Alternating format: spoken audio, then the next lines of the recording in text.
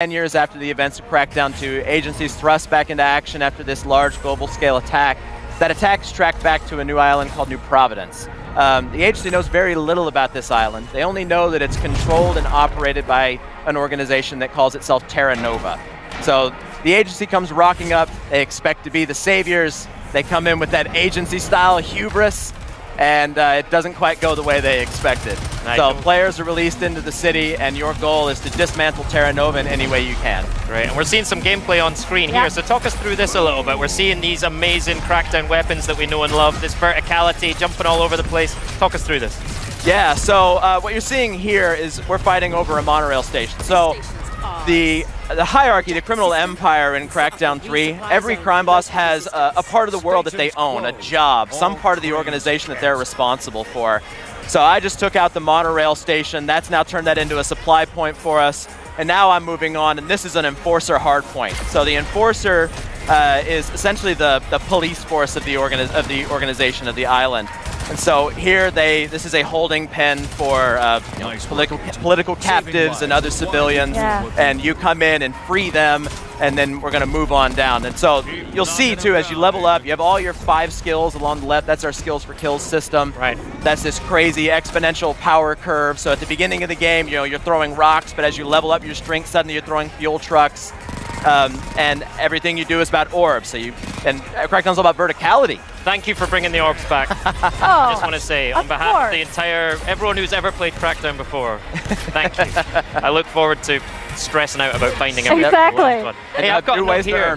I've got a note here that you're going to reveal the gang's bite back system and the kingpin feedback as well. Can we talk about that? So the gang's bite back system is all about how that criminal empire reacts to what the player does. So like I said, every part of that, every crime boss in the organization has a job. They have something that they own, whether it's the monorail stations or the local police force or the precinct.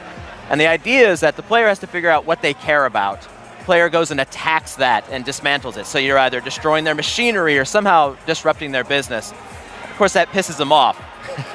So that creates what we call retaliations. So these retaliations are dynamic. They happen anywhere in the world as you start to piss off these crime bosses. So you'll have a fight in an area that was completely different than my own because of who you had pissed off by that point you'd reached in the game. And then as you attack them and you draw them out, and you draw out those retaliations and you deal with those problems, eventually those bosses come for you and they come out personally. So you're drawing them into the world, and those boss fights are dynamic. They can happen anywhere in the city, and all of this gives us one of our key goals with Crackdown is so that every playthrough feels personal. It feels like the game was reacting to the choices you made. Love that. And the feed jack system that you talked about a little bit, as you see in the game, you'll see all this beautiful digital signage. So the game takes place in kind of a near futuristic city. So you got this great kind of digital signage. And that is the way for the captains, the lieutenants.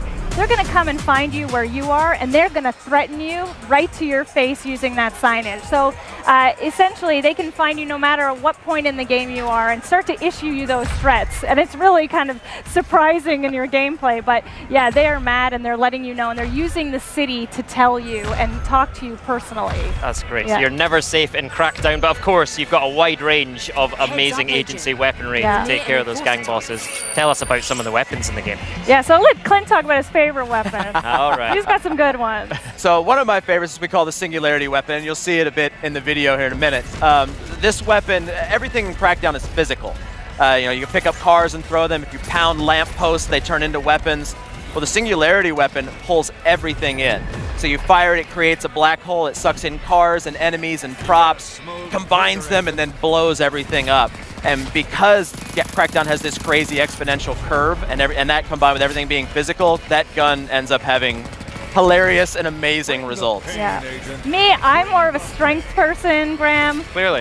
Clearly, can't you tell? And I love the idea of throwing trucks, dumpsters at people. Like, that's how I'm going to play. I'm going to basically just throw my stuff at everybody. All right, because the agent himself, or herself, is a weapon, right? That's right. Yeah, everything is a weapon. That's the world of Crackdown.